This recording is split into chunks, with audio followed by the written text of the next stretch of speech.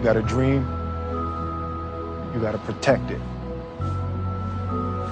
People can't do something themselves. They want to tell you you can't do it.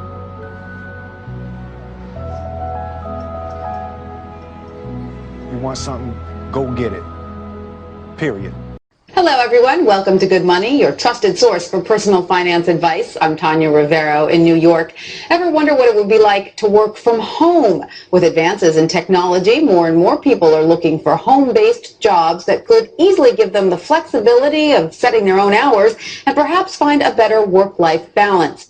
It enables you to run your own business, be your own boss, but with the backing of another company that's there because you're selling their products or their services. Wouldn't it be nice if your commute consisted of stepping to the kitchen for a cup of coffee, then into your home office?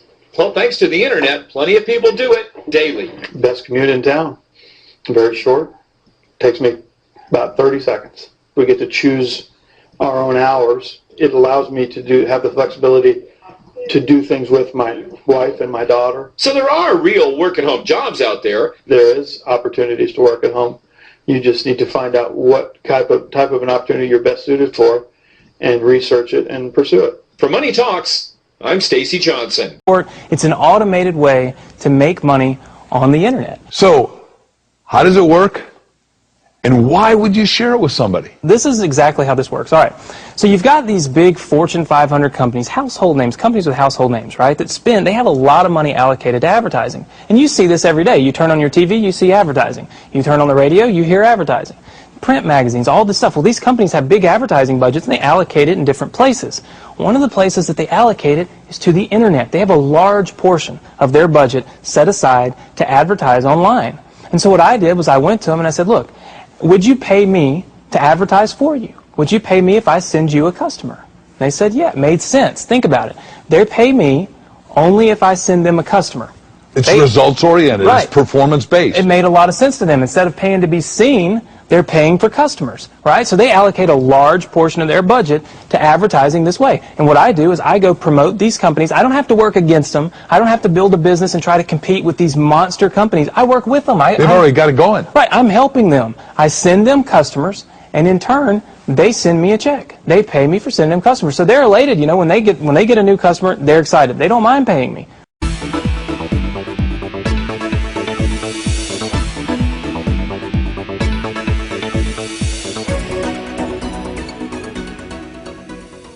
Hi, my name's PJ, and welcome to our short presentation. Have you ever wondered how the rich keep getting richer while broke people stay broke and the middle class seems to be shrinking? Well, this isn't nearly as mysterious as it may appear when you examine the specific differences in how broke people, the middle class, and the rich spend their money. Now, this is such a simple concept, yet so profound, it nearly knocked me out of my chair when I finally understood it.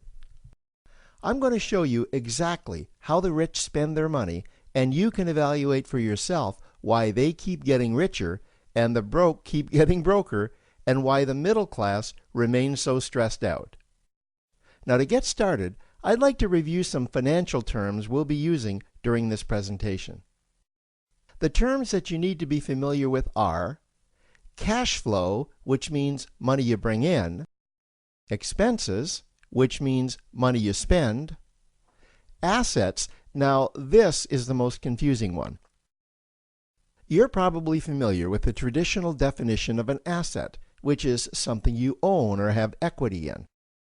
However, back in the 1990s, Robert Kiyosaki introduced us to a new definition of an asset in his groundbreaking Rich Dad, Poor Dad series of books.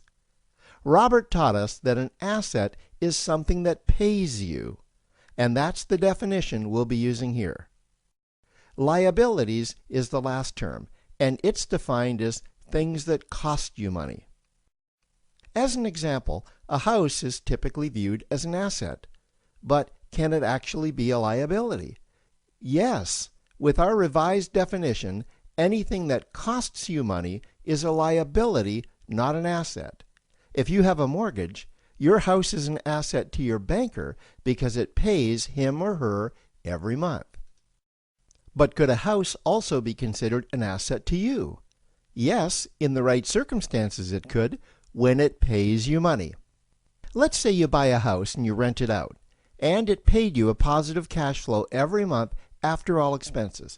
That would then be considered an asset. Now, one more time with the terms, just to be very clear before we continue.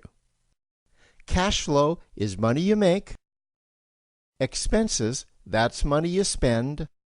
An asset pays you, and a liability costs you. Now let's take a look at how broke people spend their money. Now, when I say broke people, I'm not referring to the destitute. I'm speaking about that large portion of our society that lives from paycheck to paycheck and who never seem to have any money. In fact, most times there's more month left at the end of their money, and I'm sure many of you can relate to that group. On payday, broke people buy what I'm going to call stuff. Well, what's stuff? Well, that's inexpensive things that people buy that they don't really need to survive. You go into someone's house and you can't find any counter or tabletop space in the whole house because of all the stuff on it. Their house and their cars are full and cluttered with stuff. Well, where do they get all this stuff? They buy it at the flea market, at the garage sale, at the dollar store, at the craft show. So cash flow comes in and then it goes straight out the expense column to buy stuff. You see, broke people never really educate themselves on assets and liabilities. They justify buying all of this stuff by claiming that it costs so little.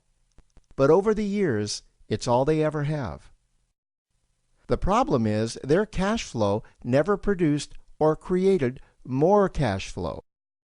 Now, please understand, I'm not undermining or taking any shots at this or any group.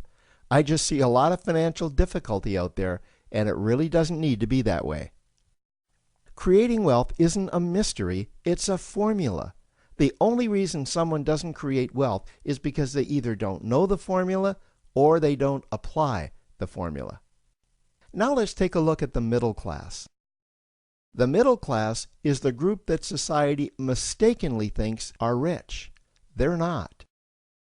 Yes, they typically earn a six-figure income, and many of them appear rich, but it's what they buy with their money that keeps them prisoners of the middle class.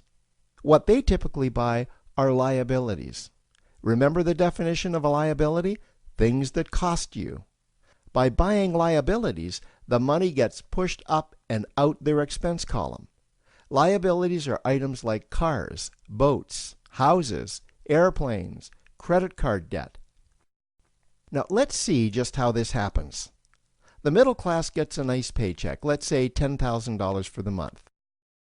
They then split that down the middle and they pay their monthly expenses with half, and with the other half, they make a down payment on a new car. The car costs $5,000 down, and after they add on the insurance and the maintenance, that liability now costs $1,100 new dollars every single month. A few months go by and they want a boat, then a vacation home, a Rolex watch on their credit card, a vacation on their credit card. And before you know it, their liabilities have raised their expense levels to near or above their income levels. They actually spend equal to or more than they make. Meaning that they have to go to work and make a certain amount of money every single month just to cover their liabilities. The other important issue with both broke people and the middle class is that normally all of their cash flow is dependent on their own effort, meaning that they've educated themselves to exchange their knowledge and expertise for someone's money. Also, the money they earn is usually the highest taxed form of income. Here's an example. An attorney is knowledgeable about law, so people pay him or her in exchange for that knowledge on an hourly basis. The problem here is that if the attorney isn't sharing that knowledge with a client, then the attorney isn't making any money. This causes lots of stress and anxiety in their lives, and if you ever ask them to take an afternoon off to play golf with you, well, they very rarely can because of how much money it'll cost them to take that time off. On the surface, life's pretty good. The reality is that it's a roller coaster ride. That's the middle class.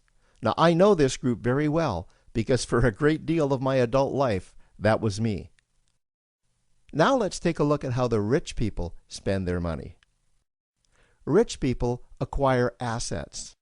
Again, an asset is something that pays you. If you want to become rich, buy assets that earn you more money. The money cycle looks like this. Acquire assets that produce cash flow, invest the profits to acquire more assets that produce more cash flow, invest those profits to acquire more assets that produce more cash flow. The rich spend their money and acquire things that produce more money. Here are a few examples of assets that produce more money. Investments are the obvious ones: stocks, bonds, real estate. Education is another asset. If you learn how to do something that produces more money for you and you actually do it, that's buying an asset. There's a great quote that goes, "If you think education is expensive, you should see how expensive stupidity is." Another example of assets you can acquire that pay you are cash-generating opportunities, especially those opportunities that can create a passive cash flow. Passive meaning that once you build it up, the money continues to flow whether you're still building it or not. Here's a small example. Let's suppose you bought a pinball machine and you put it in a barber shop, and you don't spend any of the profits. You save them until you can buy another pinball machine and put it in another barber shop. This, by the way, was Warren Buffett's first business. If you don't know who Warren Buffett is, he's one of the top 2 richest men in America. The rich are extremely eager to find those passive cash-generating opportunities because those opportunities continue to pay them month after month, year after year, long after they've stopped working the opportunity. You know, I see this happen again and again with successful entrepreneurs. They find a passive cash flow stream that they build up, and it continues to pay them month after month, year after year. They then take those profits and multiply them in another passive cash-generating opportunity, and then again in another. In conclusion, here's what I've learned over the years. You can't find these passive cash-generating opportunities unless you're open to hearing about them. Then, once you find them, you must be willing to see what fits you and then act. Now, the reason I say this is that I once answered a hokey little ad that I ended up generating 7 figures from, simply because I answered that ad and then took action. These opportunities are out there, you just need to find them. You also must be opportunistic enough that when the right situation does present itself, you don't miss it. So remember, broke people buy stuff, the middle class buy liabilities, and the rich acquire assets, preferably cash-generating opportunities that can create passive cash flow. They then take that cash flow and invest it in another asset that produces more cash flow. That's the wealth creation formula. Now, I trust you found this introductory information helpful. Now, to learn about one of the greatest cash-generating machines on the planet, click on the link below to proceed to step 2. It's already a $100 billion a year business.